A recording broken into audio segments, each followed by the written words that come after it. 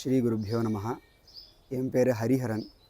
நான் இப்போ தான் சில மாதங்களுக்கு முன்னாடி தெனாலி பரீட்சையில் மீமாம்சா ஸ்கீமை முடித்து பரம பூஜ்ய காஞ்சி பரமாச்சாரியால் திருக்கரங்களால் சர்டிஃபிகேட் வாங்கிட்டேன்.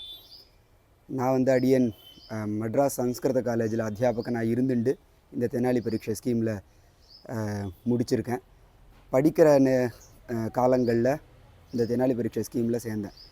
அடியனோட குரு மகாமகோபாத்தியாய பிரம்மஸ்ரீ மணிதிராவிட சாஸ்திரிகள். அவர்கிட்ட முதல்ல காலேஜில் பாடம் படிக்கிறதுக்காக சேர்ந்து கரிக்குலம் ரீதியாக தான் படிச்சுட்டு இருந்தேன்.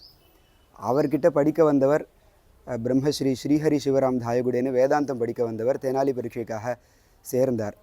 அப்போ அடியனோட வாத்தியார் இவர்கிட்ட பேசிக் தர்க்கங்களை வாசித்தா கொஞ்சம் மீமாம்சை மேலே நல்லா புரியும் அப்படின்னு சொன்னதுனால அவர்கிட்ட தர்க்கம் படிக்க சேரவே எனக்கு இந்த தெனாலி பரீட்சையை பற்றி தெரிஞ்சுது. என்ன சாதாரணமாக காலேஜில் சாஸ்திரம் படிக்கிறதுக்கும் தெனாலியில் சாஸ்திரம் படிக்கிறதுக்கும் வித்தியாசம்னா பெரிய வித்தியாசம். காலேஜில் கரிக்குலம் ஓரியன்டாக அந்த பியாண்டு கரிக்குலம் நம்ம எல்லா வரிகளுக்கும் அர்த்தம் தெரிஞ்சுக்கிறது அவ்வளோ சாத்தியம் இல்லை. ஏன்னா செமஸ்டர்னு சொன்னால் சில பல இடைஞ்சல்கள் அதில் இருக்கவே இருக்குது. ஸோ அதில் நோட்ஸ் மனப்பாடம் பண்ணி கொஞ்சம் போகிற போக்கில் சமாளித்து தான் பாஸ் பண்ணுவோம். ஆனால் இந்த தெனாலி பரீட்சை அப்படி சாதாரணமானது கிடையாது. ஏன்னா அட்டை டு அட்டை விஷயங்களை ஆழ தெரிஞ்சுட்ட ஒருத்தரால் தான் இங்கே பாஸே பண்ண முடியும் ஒவ்வொரு பரீட்சையிலையும். அப்படிங்கிறதுனால இதில் ரொம்ப சேலஞ்சிங்கான ரொம்ப சவாலான ஒரு பரீட்சை ஸ்கீமாக இருக்கிறதுனால இதுதான் நமக்கு தேவையானது, இப்படி தான் நம்ம சாஸ்திரம் படித்தாகணுங்கிற ஒரு உற்சாகத்தில் அந்த நேரத்தில் சேர்ந்தோம்.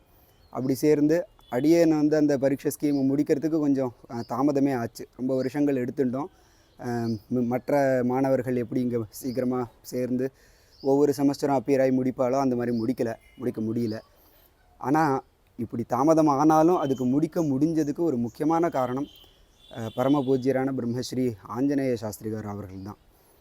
அதாவது அடியனுடைய விஷயத்தில் விவாகம், பிஹெச்டி, 2 குழந்தைகள் இதெல்லாம் இந்த தெனாலி ஸ்கீமில் சேர்ந்ததுக்கப்புறம் நடந்ததுனால சரியாக முடிக்க முடியல. ஆனால் இந்த ஆஞ்சநேய சர்மகாரு அவர்களுடைய ஒரு கிருப்பையை நான் இங்கே நினச்சிக்கிறேன்.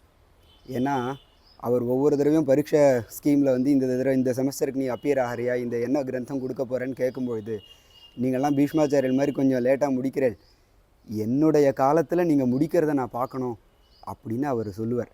எப்பேற்பட்ட வார்த்தை பாருங்க.